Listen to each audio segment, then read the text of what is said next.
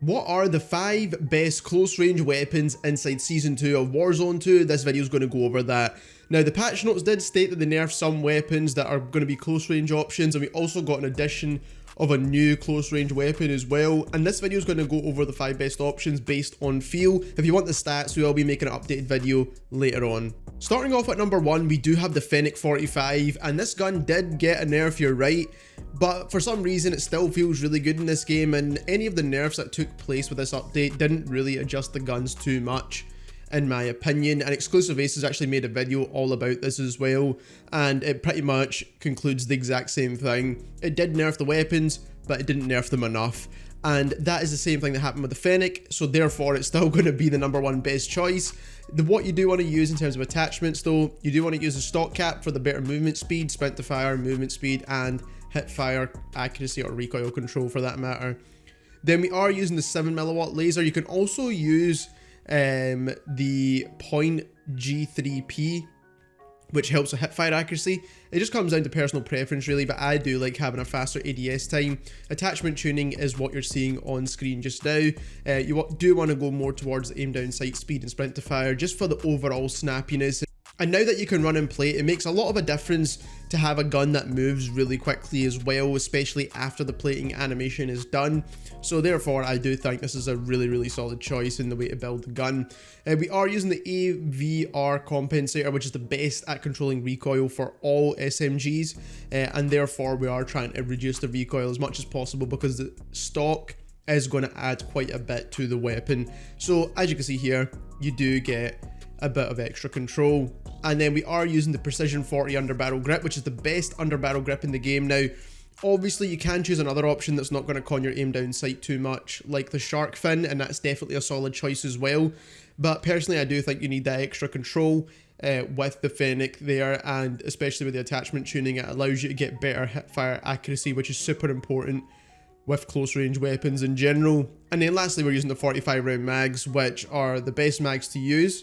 Now, if you're not sold on what I've told you about the Fennec, then the next best option is the LACHMANN sub, and this is actually my favourite option. I was using the LACHMANN sub whilst everyone was running the Fennec, and this is the perfect build for the LACHMANN sub and the only way to build this weapon. So, stockless mod, aim down sight speed, sprint to fire, movement speed, you get all the good strafing speed bonuses as well, so overall is definitely a solid choice. You do want to make sure your movement is as fast as possible. VLK or 7mm laser with the attachment tuning you see on screen just now. This is going to help with the aim down sight speed, aiming stability, and sprint to fire.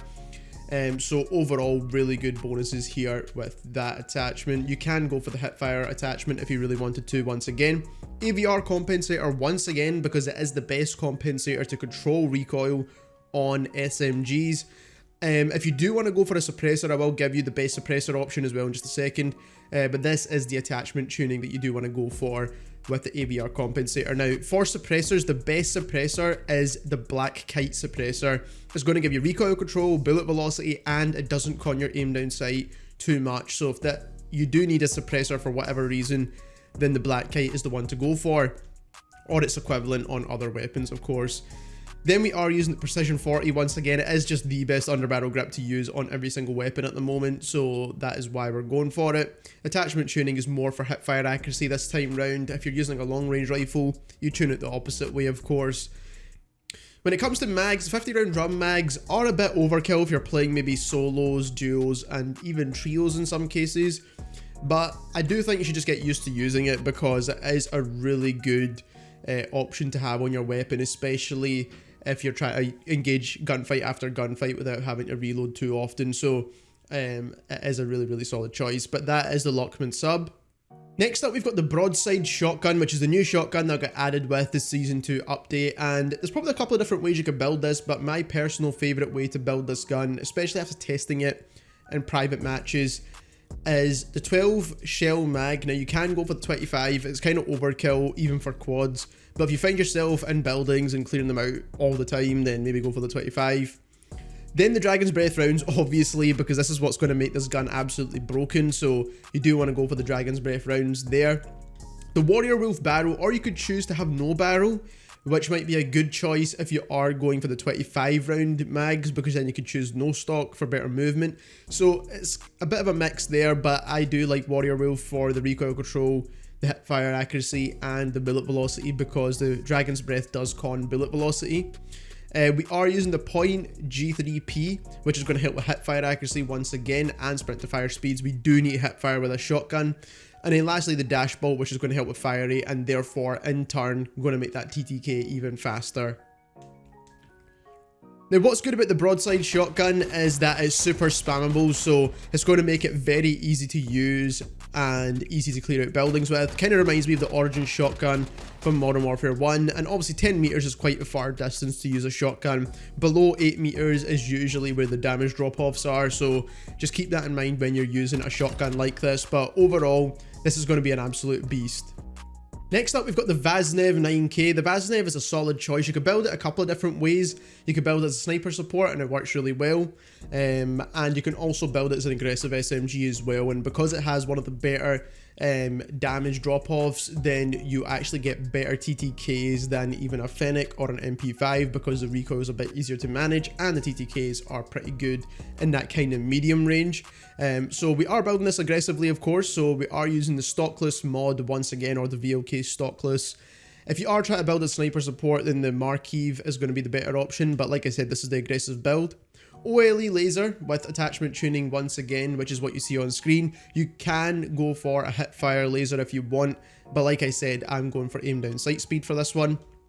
AVR compensator once more, because it is the best at controlling recoil when it comes to SMGs, like I said before, and the attachment tuning is what you're seeing on screen just now.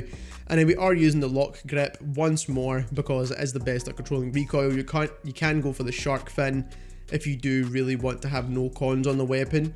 And then lastly, the 45 round mags, which is an absolute must on the Vaznev. There is pretty much no other option but to have to use this, because 30 rounds is nowhere near enough.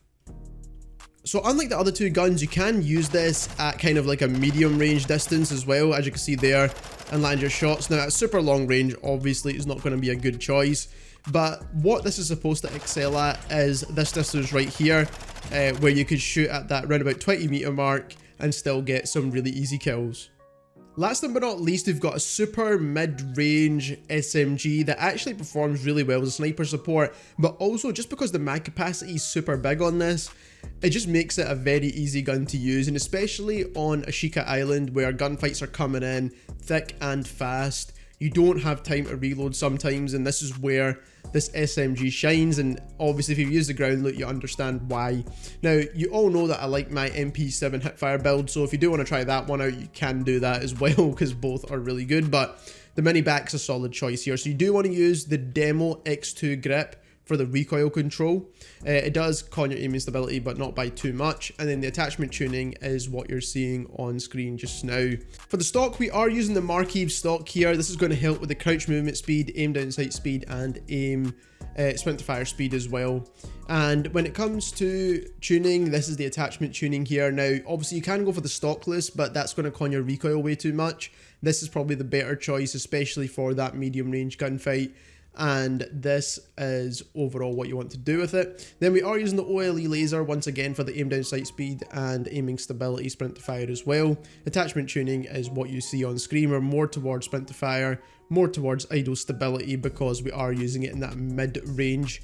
And then lastly, we are using the black KITE suppressor, and that's because this gun doesn't really have too much recoil, and if you are using it in mid-range, you might want to just stay suppressed, and therefore this is the best suppressor to use. The attachment tuning is what you're seeing on screen at the moment, which is the aim down sight speed and more towards bullet velocity. So taking this gun at the firing range, I just want to show you it in the medium range here.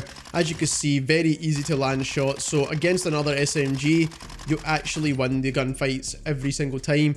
And as you can see, you can pretty much take out 3 targets and still have ammo left even after that. Now, you shouldn't be challenging gunfights obviously at that range, but let's say you're challenging 3 gunfights at medium range at about this 20 meter distance here.